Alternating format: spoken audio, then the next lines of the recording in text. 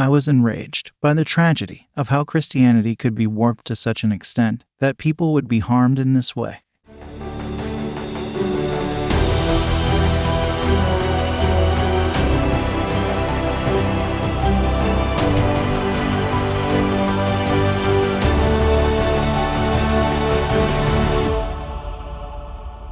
I was enraged by the tragedy of how Christianity could be warped to such an extent that people would be harmed in this way. That was from a movie review of the film Boy Erased, a review written by Father Chris Williams, a Jesuit priest. Father Williams continues. After viewing this movie, I left the theater stunned. Stunned because of the brutality of what happened. And because this is merely one out of thousands of similar stories.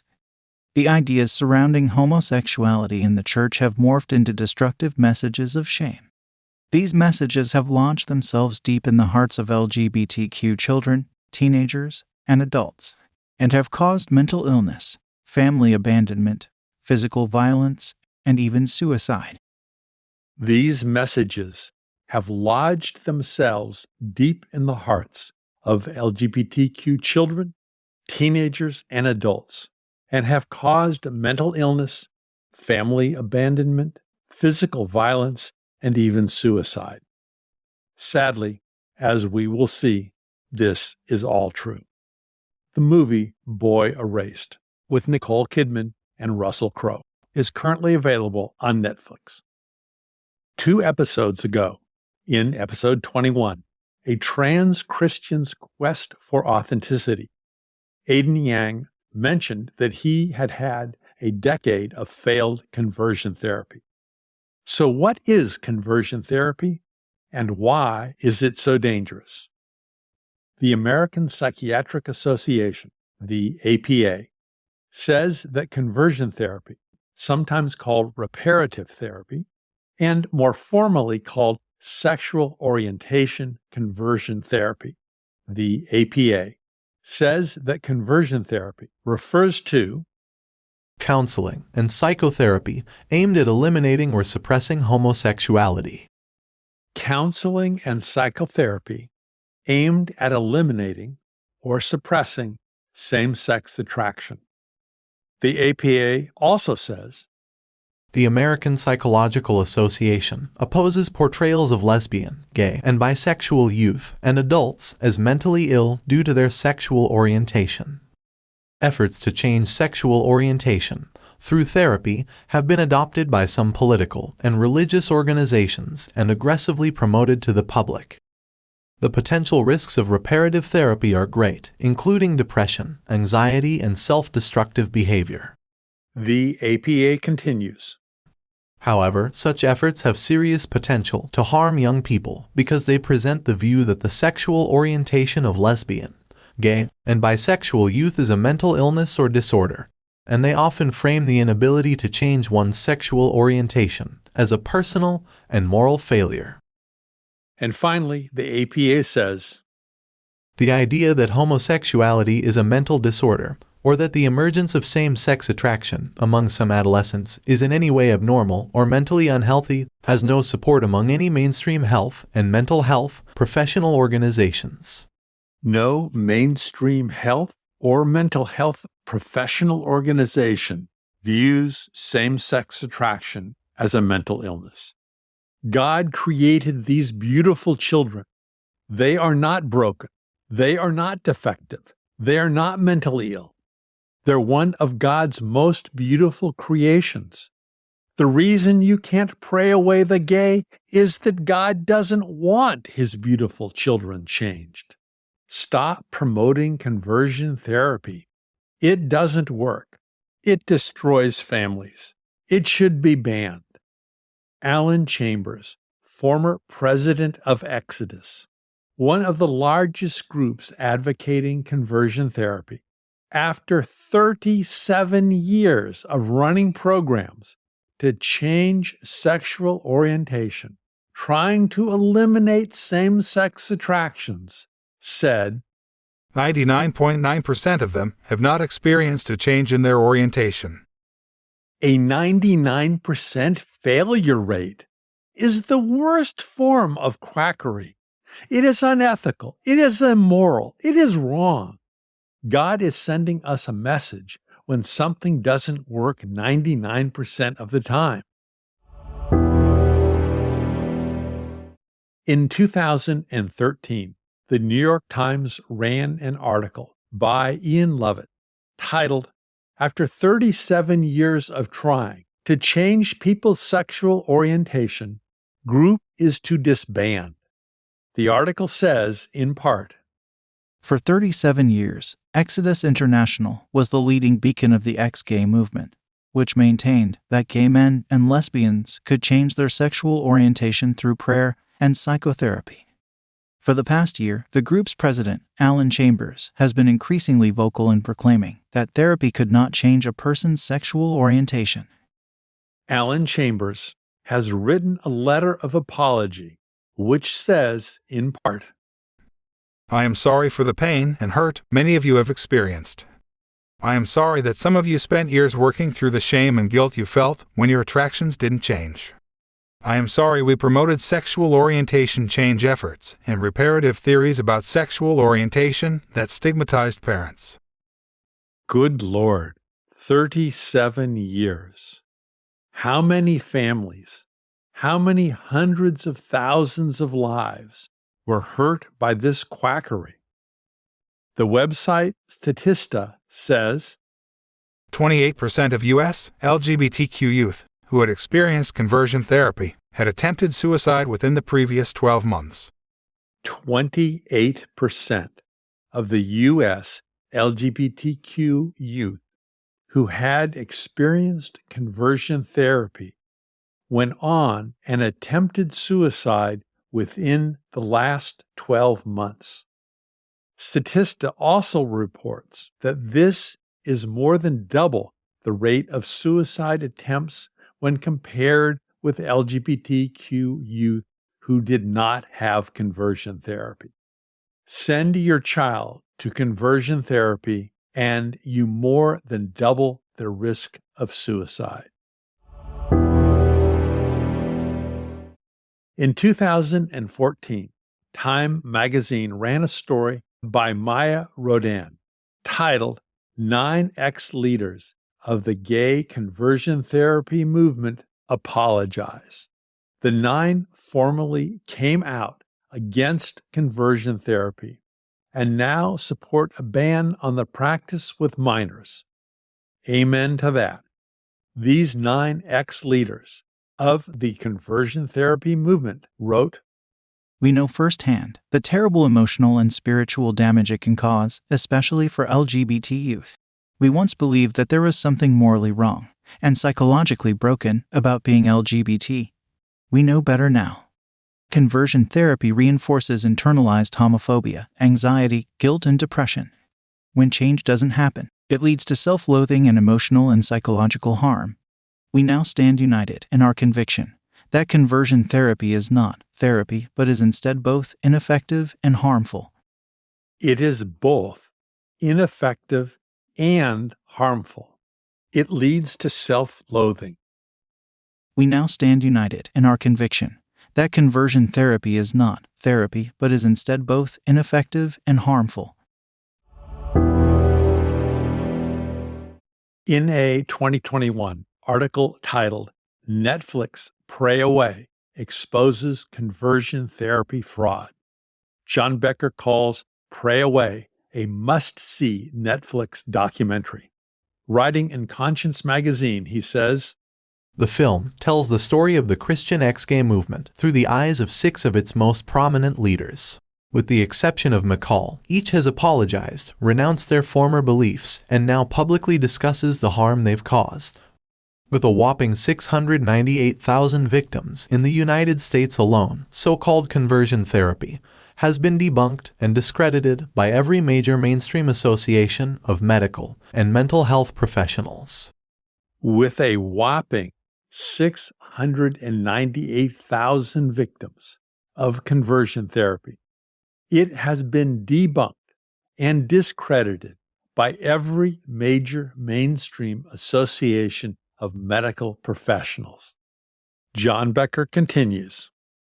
Deemed ineffective and harmful, half of U.S. states have laws partially or fully banning conversion therapy for minors.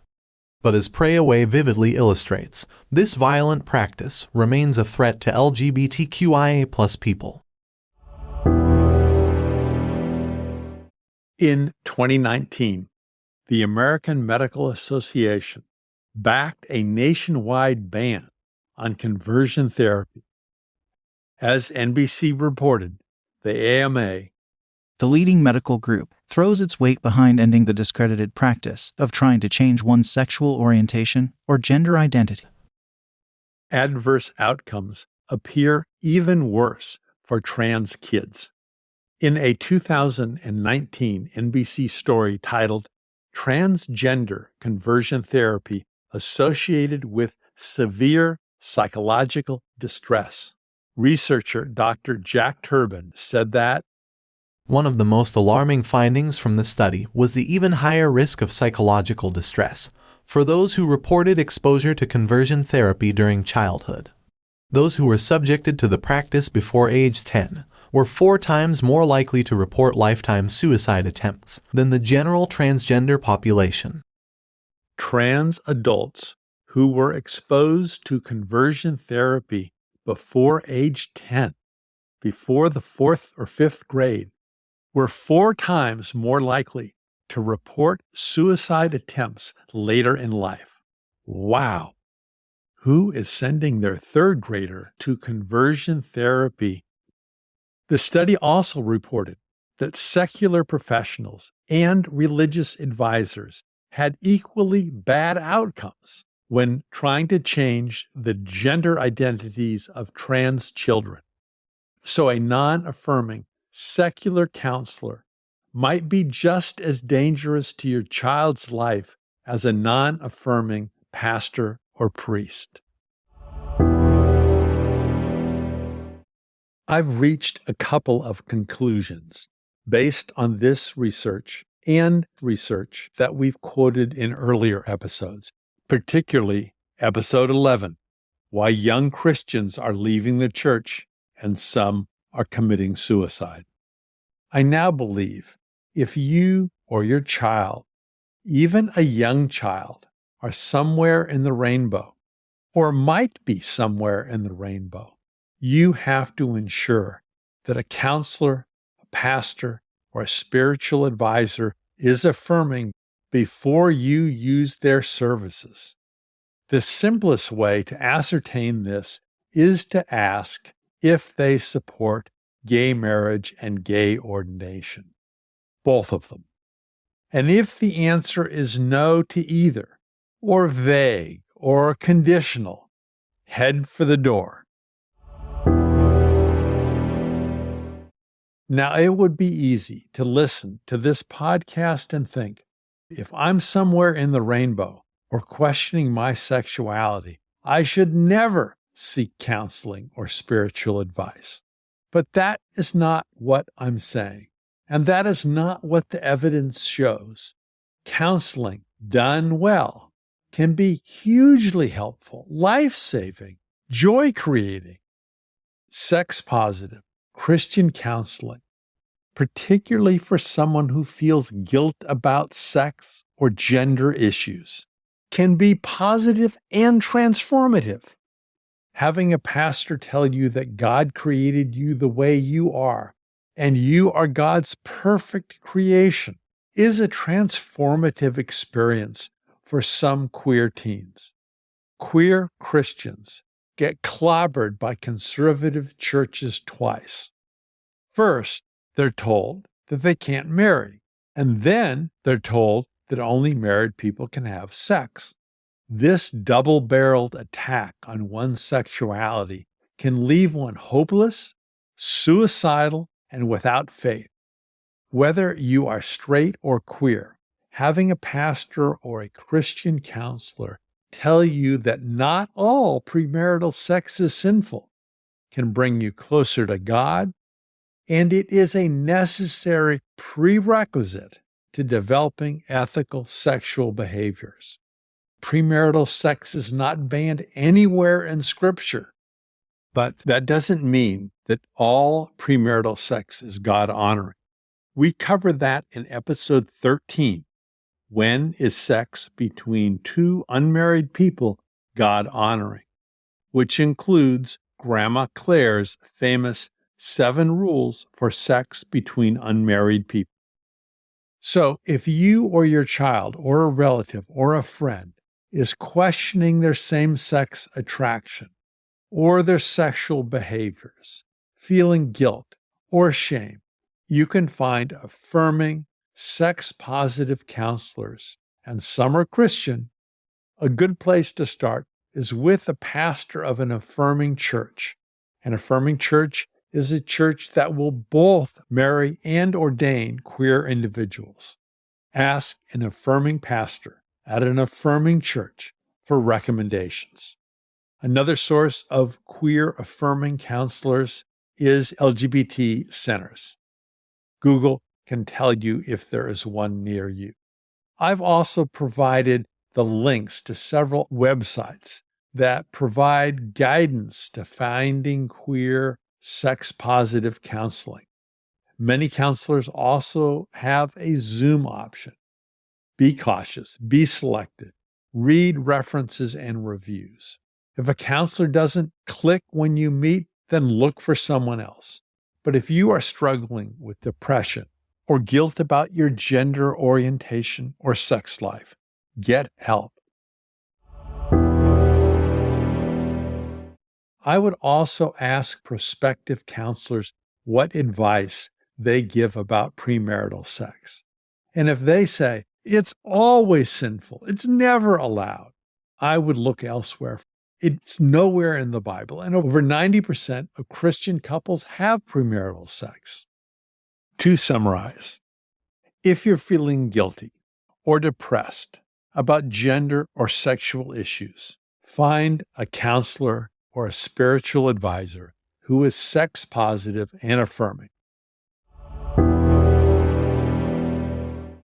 And finally, it would be easy to listen to this podcast and say, I'm never attending church, and I'm certainly never taking a rainbow child to one. But that's not what the research is saying. The research indicates that married couples, families, and children who regularly attend church services, no matter what the denomination, do better at life.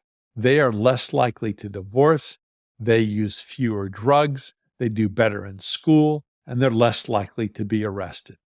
Unfortunately, this protective effect does not extend to rainbow children attending conservative or non-affirming churches. So my message is, find a church that celebrates both your child's sexual orientation and yours. For if you have a rainbow child and you stop going to church, it can leave the child with a sense that they have been cast out, unwanted, abandoned by God. It is far superior to find an affirming church that celebrates rainbow children, even if the music isn't as good, even if the congregation is smaller, even if the church service is less convenient. Everyone needs to know and be told frequently that God knit them together in their mother's womb and that God celebrates their existence and deliberately created them exactly the way they are. The angels sing of your existence, and all heaven delights in your well-being.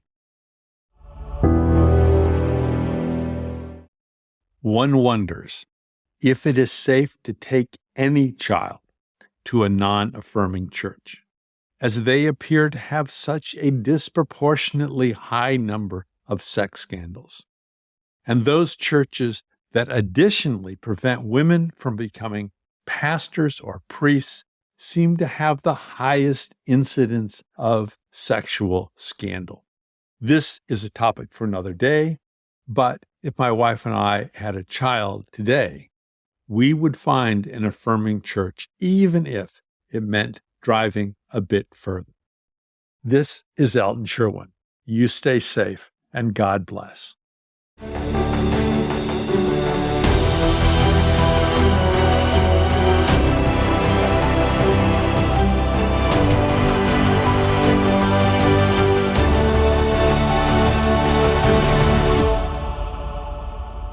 All movie reviews, letters, and articles were read by Descript, not the original authors.